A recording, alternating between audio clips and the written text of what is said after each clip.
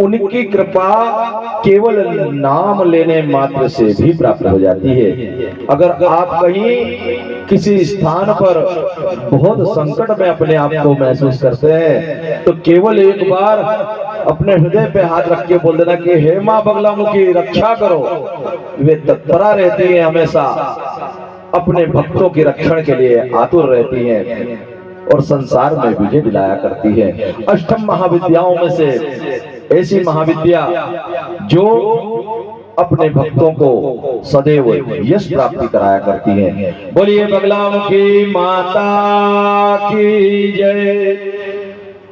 आपके ज्ञान के लिए बता दें कि इस प्रकार के नलखेड़ा एक स्थान है, वहां पर भगवान श्री कृष्ण ने अर्जुन से महाभारत विजय के लिए स्वयं श्री कृष्ण और भगवान के हाथ से और अर्जुन के हाथ से वहां पे स्थापना है। पीताम्बरा पीठ कहलाता है। एक पीठ दतिया में है और एक पीठ हिमाचल प्रदेश में है। बिना तप के, बिना साधना के मां बगला की स्थापना हर कोई नहीं कर सकता। और खंडवा का सौभाग्य है, खंडवा का सौभाग्य तो खंडवा के लोग ही नहीं जानते कि कितना है। खंडवा में 4 कुंड हैं। सूरज कुंड, सूरज कुंड के बिल्कुल सामने पद्म कुंड, रामेश्वर कुंड और रामेश्वर कुंड के बिल्कुल सामने भीम कुंड। सूरज कुंड जो है वो ज्ञान का है। रामचरितमानस में कागभूषुंड जी ने कुछ इशारा किया है, तो सूरज कुंड जो है ज्ञान का है और पद्म कुंड कर्मकांड का है। रामेश्वर कुंड भक्ति का है तो भीम कुंड तप का है। ये 4 कुंड से विभूषित और पंचम कुंड भी खंडवा में है, वो गुप्त रूप से लुप्त है। समय के अनुसार वो स्वयं प्रकट होगा, उसका नाम है वैकुंठ कुंड। वो भी प्रकट होगा, उसका भी समय है। दादाजी महाराज यहाँ पर यूं ही नहीं बैठे हैं, यूं ही नर्मदा मैया यहाँ पास में हमारे नहीं है। मैंने अभी अभी निवेदन किया था कथा में कि नर्मदा का जो खंड है अमरकंठ से निकली। अमर का मतलब ही समझ लो कि नर्मदा खंड प्रलय काल में भी इस स्थान का नाश नहीं होता। तपस्वियों की भूमि है ये। यहाँ पर ब्रह्म हत्या जैसे जो पाप थे वो भी नर्मदा में धुल जाते हैं। और मैंने आपसे अभी अभी निवेदन किया कि जब भगवान श्री हरि का वामन रूप में उनका चरण पहुंचा ब्रह्मलोक में, तो नर्मदा का जल लेके ब्रह्मा जी ने भगवान के चरण धो लिए और वो चरण धोली गंगा जी कहलाई। ऐसी नर्मदा माँ जिनका जन्मोत्सव इसी नवरात्रा में हम लोग मनाएंगे धूमधाम से। कई संतों ने तो यहाँ तक कहा है कि यदि आप नर्मदा जी की परिक्रमा कराते हैं तब तो अति आनंद, लेकिन अगर कोई असक्तता के कारण, घर के नाना प्रकार के जंजाल के कारण अगर नर्मदा जी की परिक्रमा ना कर पाए तो नर्मदा जी के घाट से, किसी भी घाट से, घाटन घाट विराजती है नर्मदा जी, किसी भी घाट से एक कलश में जल लेकर के आए और घर में एक ऐसे स्थान पर उसको प्रतिष्ठित करे जहां उसकी आप परिक्रमा कर सके। अगर वो स्थान तुलसी दल का हो उसके पास प्रतिष्ठा करे और प्रतिदिन 1.25 माह तक 108 परिक्रमा करे तो नर्मदा परिक्रमा का पुण्य फल प्राप्त हो जाता है। बोलिए नर्मदा मात की।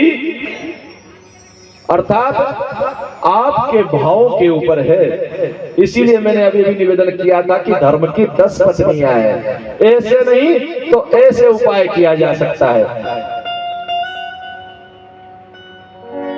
कथा में पुनः प्रवेश करते हैं।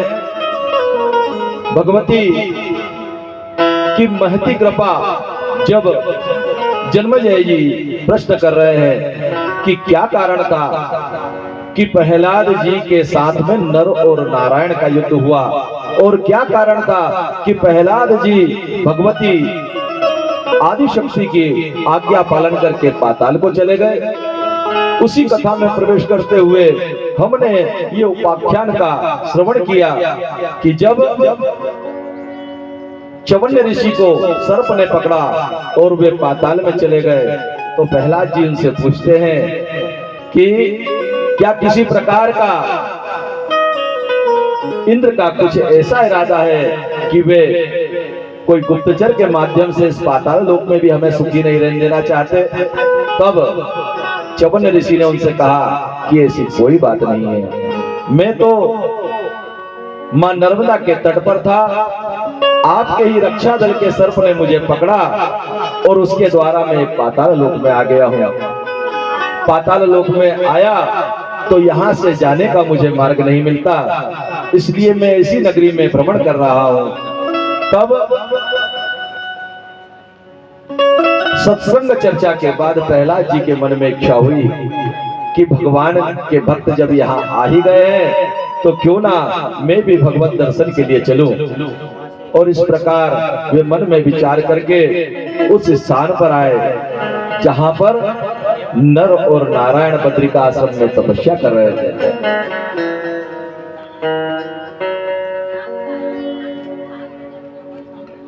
साथ नर और नारायण जहां तपस्या कर रहे थे उस स्थान पर पहुंचे तो क्या देखते हैं कि प्रहलाद जी ने देखा कि 2 धनुष और 2 बाण टंगे हुए, तरकस टंगे हुए हैं। तरकस में सुनहले पंखों के तीर लगे हुए हैं और धनुष सारंग और आजगव नाम के धनुष टंगे हुए हैं। एक वृक्ष के ऊपर जब धनुष टंगे देखे और 2 लोगों को वहां पर ध्यान करते हुए देखा, तब प्रहलाद जी स्मित हास्य करते हुए कहते हैं कि या तो आप तपस्वी हो और या तो आप युद्ध करते हो। यदि आप योद्धा हो तो ये तपस्या का ढोंग क्यों कर रहे हो, और अगर आप तपस्वी हो तो ये धनुष और बाण का क्या काम है। क्या किसी तपस्वी को शस्त्र रखना उचित पड़ता है। जब इस प्रकार के कुछ वचन प्रहलाद जी के द्वारा हुए तो नर ने उनसे कहा कि हम तप भी करते हैं और शस्त्र भी धारण करते हैं। प्रहलाद जी के द्वारा कुछ दुर्वचन कहे गए। नर को क्रोध आ गया, अहंकार अभिमान जागृत हो गया और उन दोनों के मध्य भीषण युद्ध हुआ। जब युद्ध हुआ तो उस युद्ध में नर और नारायण का 100 वर्षों तक युद्ध चलता रहा। 100 वर्षों तक जब युद्ध चला तो भगवती ने उनके युद्ध के मध्य में आकर के उन्हें रोका और कहा कि हे प्रहलाद, तुम्हें युद्ध नहीं करना चाहिए, क्योंकि ये तो तपस्या में रत थे। तपस्या में रत इन ब्राह्मणों को आप तपस्या में ही लगे रहने दो, तुम्हें अपने स्थान चले जाना चाहिए। वे अपने स्थान गए। तब जन्मजय पूछते हैं कि प्रहलाद जी को वो स्थान कैसे प्राप्त हुआ था। तब बताने लगे कि एक बार की बात है कि देवताओं और दानवों के मध्य हमेशा ये संशय चला करता है कि देवता चाहते हैं कि वे निष्कंटक रहें और दानव चाहते हैं कि देवताओं के राज्य पे भी अधिपत्य कर ले। जब इस प्रकार प्रहलाद जी के पुत्र के पुत्र राजा बलि अर्थात विरोचन पुत्र बलि जब इस प्रकार राज्य कर रहे थे, उसी समय कुछ देवताओं के मन में विचार आया कि हम असुरों को जीत लेते हैं। उन्होंने जीतने के लिए जतन करा। शुक्राचार्य के पास में असुर भी पहुंचे। उन्होंने कहा कि गुरुदेव, हमारे युद्ध में बहुत हानि हो रही है, हमारे योद्धा मारे जा रहे हैं, आप कोई ऐसा यत्न करिए जिससे हम विजयी हों।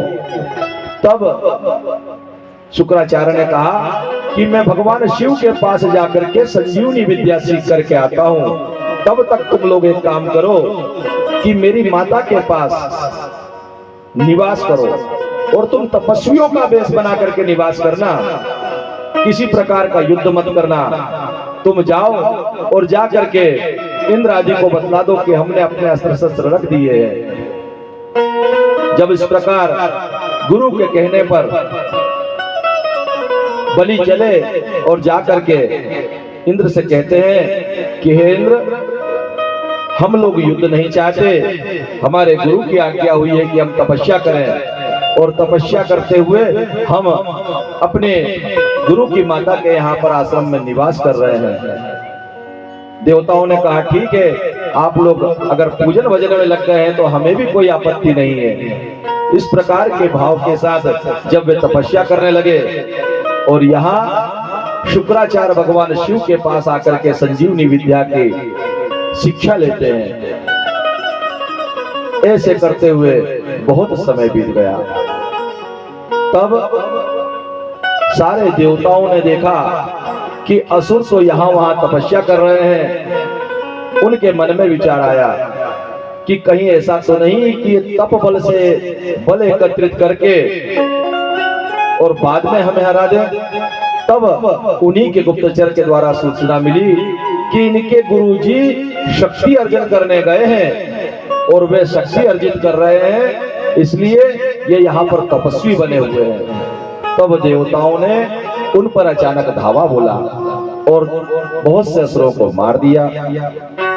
शुक्राचार्य की माता उन्हें बचाने का यत्न करने लगी, लेकिन हुआ क्या, इंद्र आदि के द्वारा सारे देवता साथ होकर के असुरों को मारने लगे। उसी समय शुक्राचार्य की माता ने अपने तपोबल से सारे देवताओं को सुला दिया, सबके अंदर निंद्रा का प्रवाह जागृत करवा दिया। और जैसे ही निंद्रा का प्रवाह जागृत हुआ तो सारे देवता सो गए। और जब वे सोए, इंद्र भी निंद्राधीन हो गए। तब भगवान विष्णु ने उन्हें अपने आश्रय में लेकर के उनकी निंद्रा को दूर किया और इंद्र ने कुपित होकर के शुक्राचार्य की माता की गर्दन काट दी।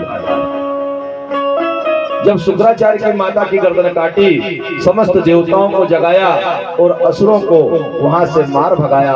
बहुत से असुर मारे गए, बहुत से असुर यहाँ वहां हो गए। जब वे सारे असुर गुफाओं और कंदराओं में छुप गए और देखा कि इंद्र के द्वारा बड़ा अपराध हो गया है, भृगु ऋषि ने जब जाकर के देखा कि उनकी पत्नी का गर्दन कटी हुई है, तब उन्होंने भगवती की आराधना करके अपनी पत्नी की गर्दन को जोड़ा। और पत्नी की गर्दन को जब उन्होंने जोड़ा, तब सारे देवता डर गए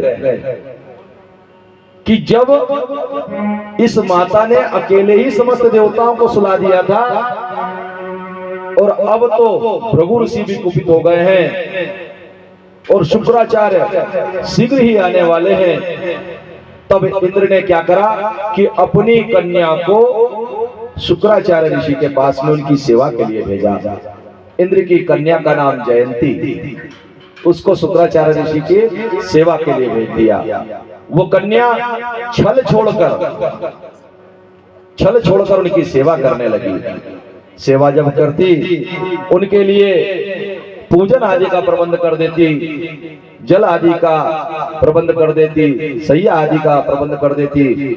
और वे शुक्राचार्य ऋषि रात दिन तपस्या में निमग्न रहते। तपस्या करते करते जब भगवान शिव के द्वारा उनको संजीवनी विद्या प्राप्त हो गई, तब उन्हें ध्यान आया कि ये युवती स्त्री मेरी सेवा कर रही है। तब वे उससे पूछते हैं कि हे मृगनयनी, आप कौन हैं और यहाँ पर किस प्रयोजन से आई हैं? आप इतने दिनों से मेरी सेवा कर रही हैं, लेकिन मैं भगवान शिव की सेवा में इतना निरत था कि मैंने आपकी ओर दृष्टि उठाकर भी नहीं देखी। तब वो कन्या कहती है कि मैं जयंत की बहन हूं, मेरा नाम जयंती है और मैं किस प्रयोजन से आई हूं ये तो आप अपने तपोबल से जानते हैं महात्मन। मैं अपने मुख से क्या कहूं। तब शुक्राचार्य जी ने कहा कि मैं तुम्हारा प्रयोजन जानता हूं, तुम्हारे मन में छल और कपट नहीं है, इसलिए मैं तुम्हारी इच्छा पूर्ण करूंगा।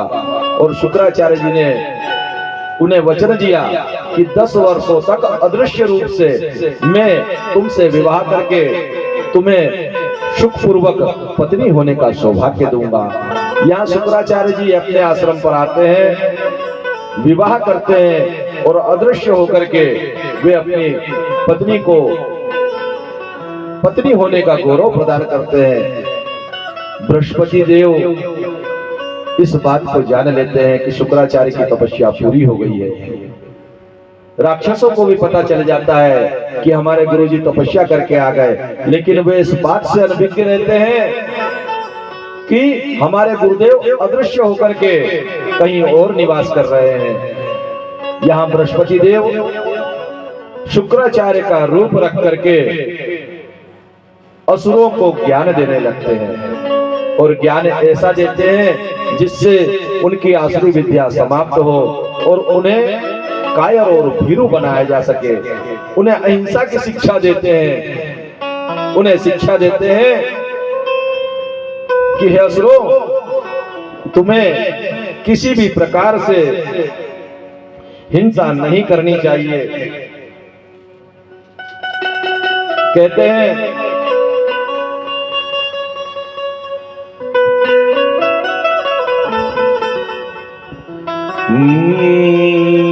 नमः शिवाय कल्याणे शांते पुष्ये नमो नमः भगवते नमो देवी रुद्राण्ये सततम नमः। वे कहते हैं कि संसार को भगवती ने निर्माण किया है और आपको किसी भी प्रकार से कोई हिंसा नहीं करनी चाहिए, किसी के प्रति मन में इस प्रकार का भाव ना रखें, भले ही वो आताताई क्यों ना हो। दानवों को लगता है कि आताताई का तो रक्षण नहीं करना चाहिए, आताताई को तो दंड मिलना चाहिए, लेकिन जब गुरु रूप में शुक्राचार्य का रूप लेकर के बृहस्पति जी ये बारंबार उनसे कह रहे हैं तो वे मानते हैं। इसी समय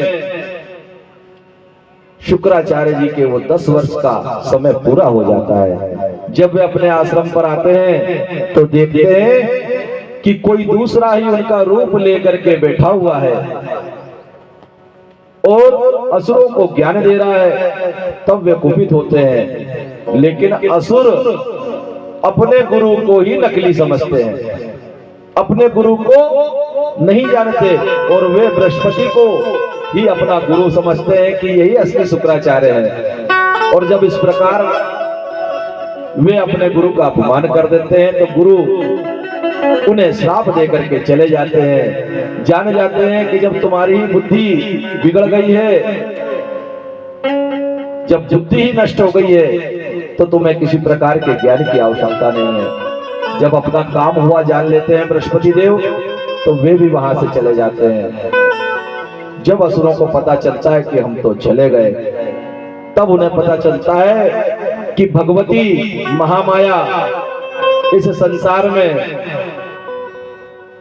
बड़े बड़े ज्ञानियों की बुद्धि को भी हल देती है। मैया जी तेरी माया समझ ना आए,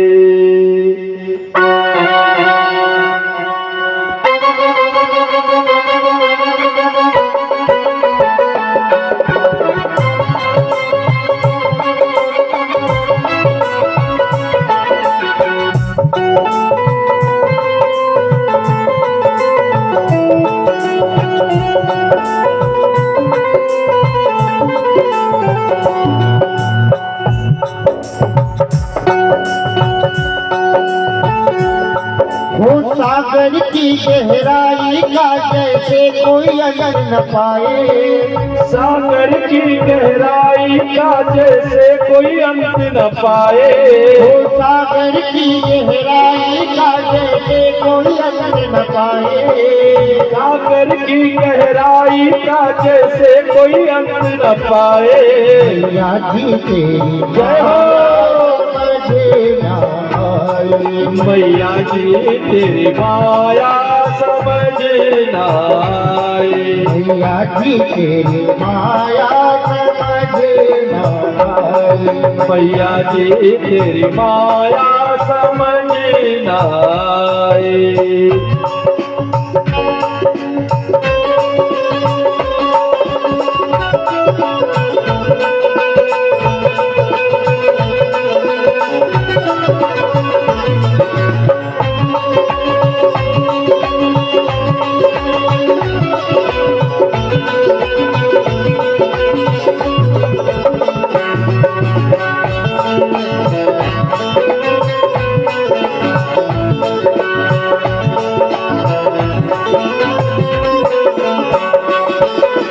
हम है सभी खिलौने तेरे मैया लाल सलोने तेरे। कितनी सुंदर बात कही गई है इन पंक्तियों में कि हमको तेरे खेल खिलौने हैं माँ। हे भगवती, इस संसार में जितने जीव हैं तेरे खेल खिलौने हैं। हम हैं खेल खिलौने तेरे मैया लाल सलोने तेरे। हम हैं खेल खिलौने तेरे मैया लाल सलोने तेरे। वो नाम तेरे ये है दीवाने नाच रहे हैं शाम सवेरे। नाम तेरे के हैं दीवाने नाच रहे शाम सवेरे। हम वो खेले खेले भवानी जो तू हमें खिलाए। हम वो खेले खेल भवानी जो तू हमें खिलाए। हम वो खेले खेले भवानी जो तू हमें खिलाए। हम वो खेले खेल भवानी जो तू हमें खिलाए। मैया जी तेरी माया समझ न आए। मैया जी तेरी माया समझ न आए।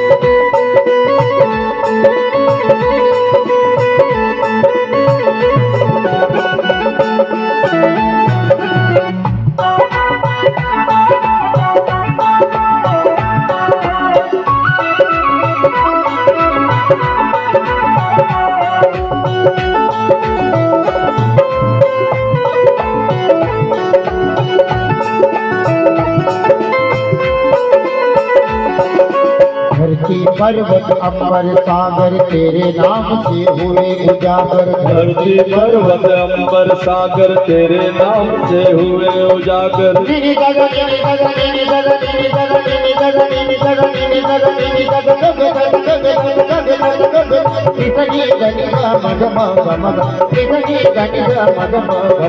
धरती पर्वत अंबर सागर तेरे नाम से हुए उजागर। धरती पर्वत अंबर सागर तेरे नाम से हुए उजागर। पूरब पश्चिम उत्तर दक्षिण शीश झुकाए करते आकर। पूरब पश्चिम उत्तर दक्षिण शीश झुकाए दर पर आकर। सूरज चांद सितारे कितने दिन को गिना न जाए। सूरज चांद सितारे कितने दिन वो गिना न जाए। वो सूरज चांद सितारे कितने दिन को गिना न जाए। सूरज चांद सितारे कितने दिन को गिरा न जाए। मैया जी तेरी माया समझ न आई। मैया जी तेरी माया समझ न आई।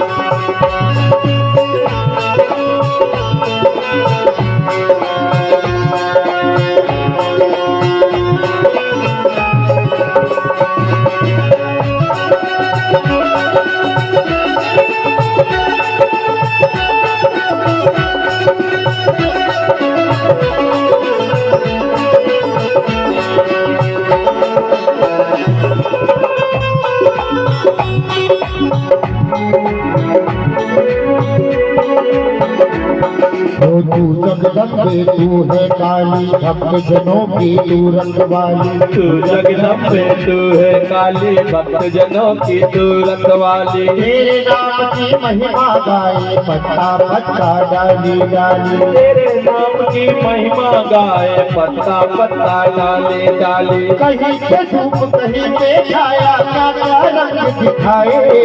कहीं पे धूप कहीं पे छाया, क्या क्या रंग दिखाए। वो कहीं पे धूप कहीं पे छाया, क्या क्या रंग दिखाए।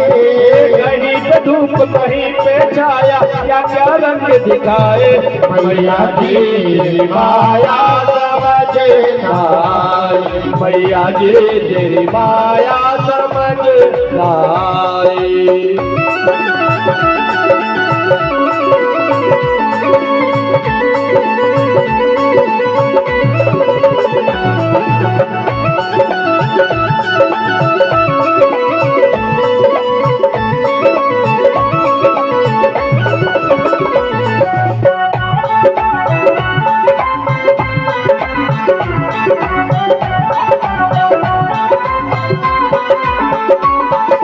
निर्बल को बलवान करे माँ, निर्धन को धनवान करे माँ। निर्बल को बलवान करे माँ, निर्धन को धनवान करे माँ। तेरा वाली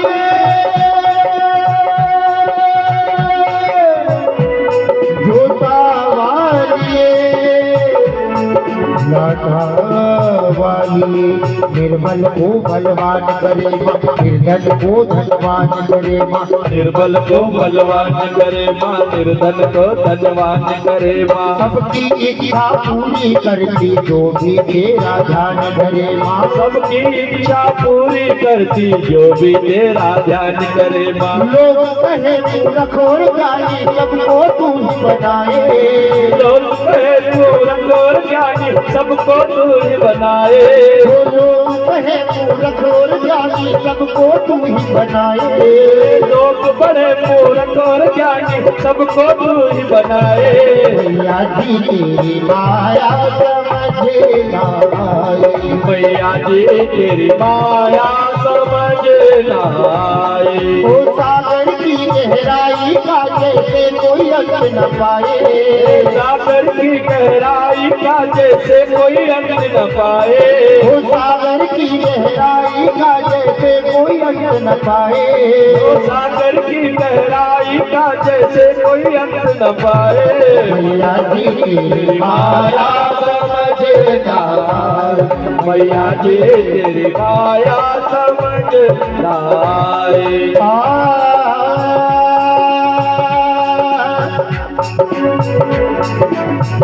राग मानसून